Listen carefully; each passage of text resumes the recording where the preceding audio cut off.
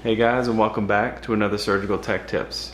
This video is a little different from the norm. I wanted to talk about a new documentary that had recently hit Netflix, and just a lot of medical professionals have been talking about it, and some of you may have seen it. It's called The Bleeding Edge on Netflix. It was actually released back in April, but just a couple weeks ago it kind of went trending on Netflix, like the front page, and tons of people have watched it. It's gotten very, very good ratings, but I wanted to talk to you guys about it because it's a documentary based on medical devices that we use here in America and how they're regulated here in America, and it was a pretty eye-opening video to watch.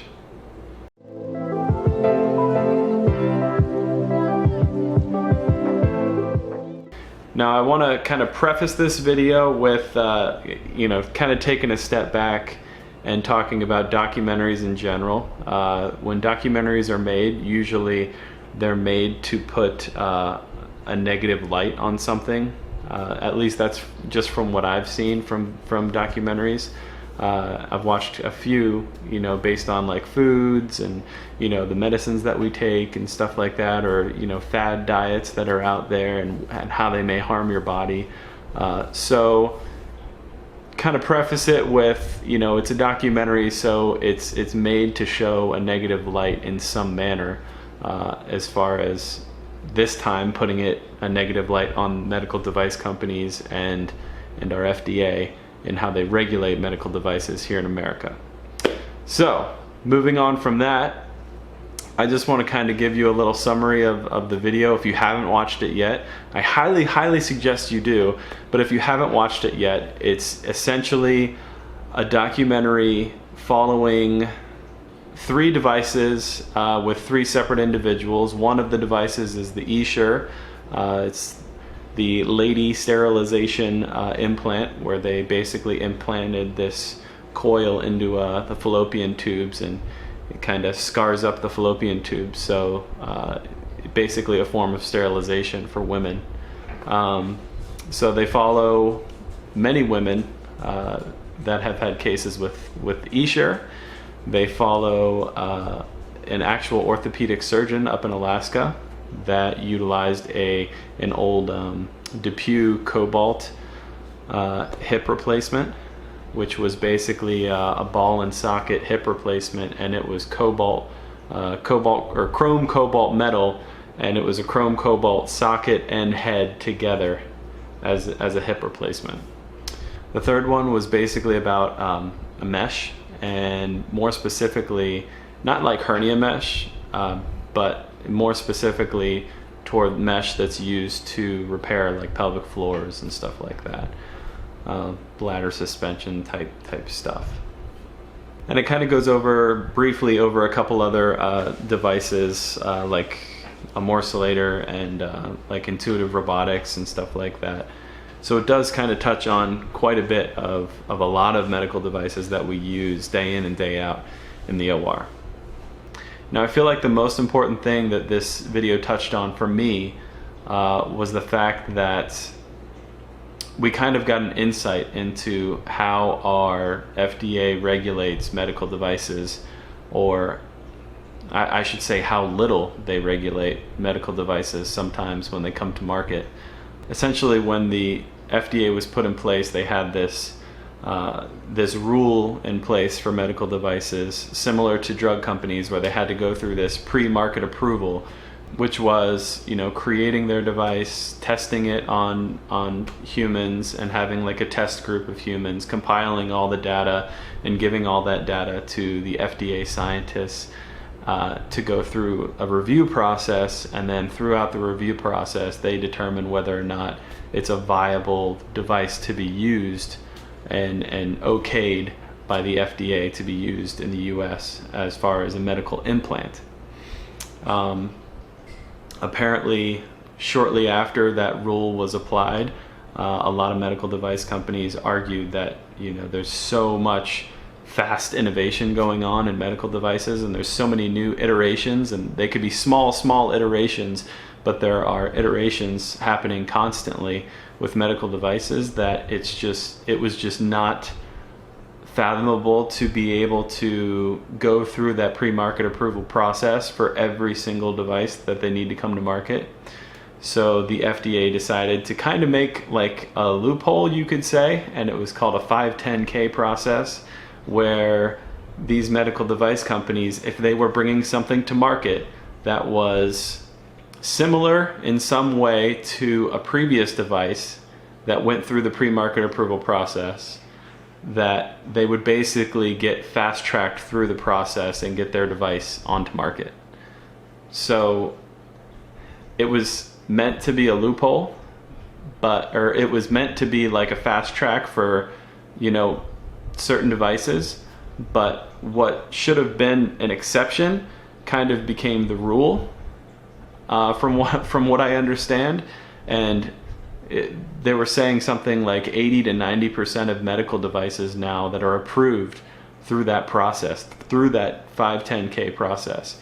So majority of medical devices that we use day in and day out in the OR are approved without even trials, which is really disturbing to me. It's kind of like when I watched the video, the feelings that I got, that you kind of feel like you're cheated by your government. The FDA is put in place to protect the population and protect the people, and realizing that that was their process for medical devices to be implanted in human beings in operating rooms across the country is, I felt like it was pretty disturbing. Now, going back to the stories of the people in this documentary, it is really sad to see the complications that they've had from having these medical devices implanted in them. And that's the last thing you want to hear as a medical professional, because we as medical professionals, we want to help. We feel like we are doing good, that we are helping save lives and helping, just helping people. And to have these devices implanted in some people, and to see these people with so many complications that require years and years, and 10 and 20 more surgeries after that initial surgery, it's just really heartbreaking to see that. They didn't really shed a light on any positives as far as those devices go, so you didn't really get to see the other side of the story from the people that had successful surgeries and that loved their implants and stuff like that. We just got to see like the dark side of it, I guess you could say. But nonetheless, it was really disturbing to see, and it was really sad to see the things that these people have had to go through. Even crazier to think about are, as I was watching this video, I was kind of putting two and two together as far as the things I was watching and the things that we do in the OR were kind of clicking together. They had talked about morcellator usage in the past, and a morcellator was essentially this like big fat trocar with a motor on it, and for total abdominal hysterectomies or laparoscopic total abdominal hysterectomies, we would stick this trocar in after we were done taking out the whole uterus. We would stick this trocar in, and the trocar had a blade attached to it, and we'd stick a big tenaculum through the trocar, grab that uterus and pull it up through the blade, and the blade would cut it, and it would kind of slice it into this big long piece of uterus so we could take it out of the trocar, rather than having to go through vaginally to pull out the uterus. It was really great for these big uteruses that we couldn't take out through a vagina. But sadly, they soon found out, after it had come to market, multiple surgeons across the entire US were using this morcellator. they had come to realize that on uteruses that had cancerous tumors, and they were morcellating this cancerous tumor and trying to take it out through the trocar, that they were just spreading cancer cells all inside the abdomen. Horrendous, horrendous. And a mistake like that should never ever happen. And the fact that a device like that went through the fast track process, the 510K process, and was approved, like, it's just insane to me. They took it off of the market for many years. I think it's back now, but they have some sort of like bag system where they put the uterus in a bag and then they morcellate it inside the bag now, so there's no spread of cancer cells.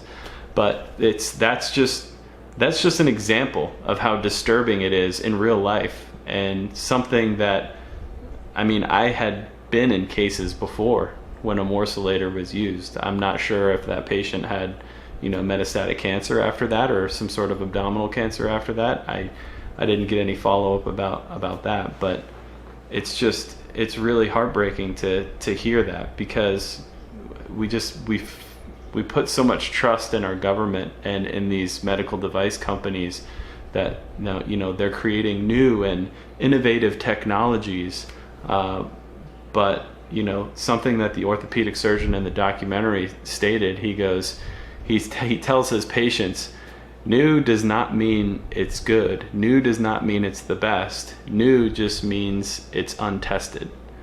And that hit home with me. It's untested. We don't know how good it is. It's hard to think of that, because when you think of something as new, you think of it as better and, the best iteration of its kind. Version 5 of, 5 other tries in the past. You would think it would be the best. Really disturbing to see. And even talking about the robotics too, it was heartbreaking to see that, initially when Intuitive came to market, they had planned out this whole long training process for their surgeons, and it was supposed to be a big long process that surgeons would have to go through to train on robotics. And then shortly before they initially launched, I guess that long training process they had initially talked about was cut down exponentially to the point where it was just, like a couple days a surgeon would go in, operate on some pigs, and then go back to their hospital and do a couple cases with a proctor surgeon, and then they're on their own. It's heartbreaking. It's really heartbreaking to see all that stuff. It really is. I feel like